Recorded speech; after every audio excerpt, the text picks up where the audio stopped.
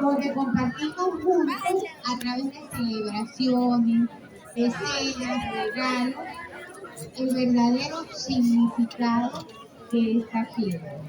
El nacimiento del niño Jesús como el mayor acto de amor al mundo. Hoy, como cada año, al encender esta fogata, queremos agradecer todas las experiencias y bendiciones que recibimos permanentemente y pedir que todos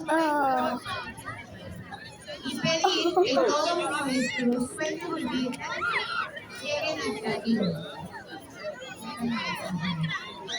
Que las llamas se levanten hasta el cielo junto a nuestros corazones. Que el crepitar se están cayendo de para el sus piso. ardientes lleguen al mundo de amor, luz y alegría. Y que el Señor bendiga en esta noche a todos los que estamos reunidos en torno a Él. ¿Ok? Contamos hasta 3 y encendemos la fogata.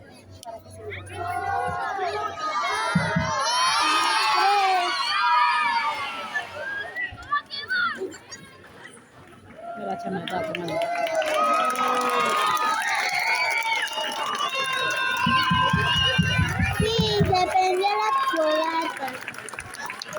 Pero sigo no prendido.